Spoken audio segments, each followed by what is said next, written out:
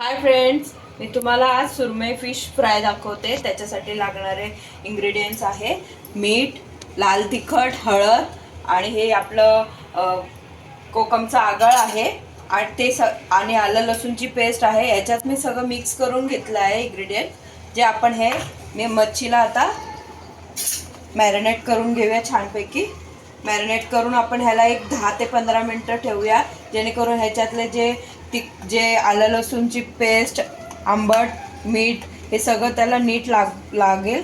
मग आपण ह्याला फ्राय करूया 10-15 मिनटाच्या नंतर। तर मी तुम्हाला दाखवते। ह्याच्यात मच्छीला सगळं मॅरिनेट लावून घेऊया छानपैकी।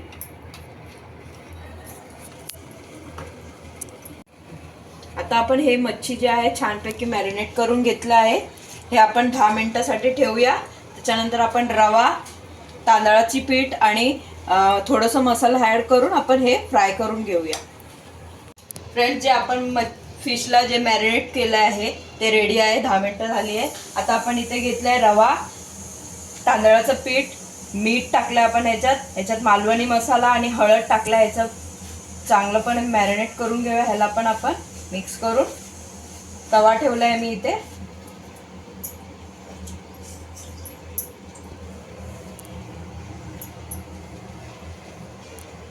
छानपैकी आपण ह्याला फ्राय करूया कुरकुरीत छान असं। त्याच्यात आपण मच्छीला गोळून छानपैकी फ्राय करू।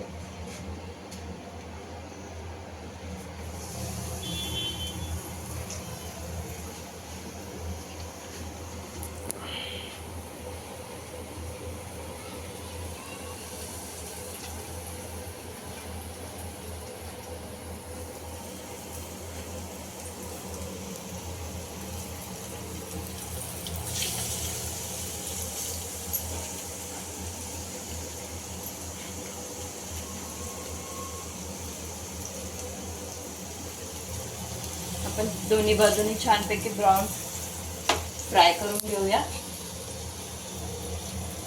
फ्रेंड्स, आपलं जे फिश आहे ते आपण परतून घेऊया। एका बाजूने छान फ्राय झालंय, दुसऱ्या बाजूनी पण आपण छानपैकी ब्राऊन फ्राय करून घेऊया।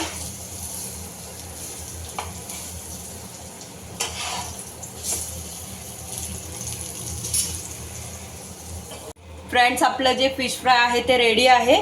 बघा, छान कुरकुरीत असं फ्राय झालं आहे। हे आपण आता सर्व करू शकतो।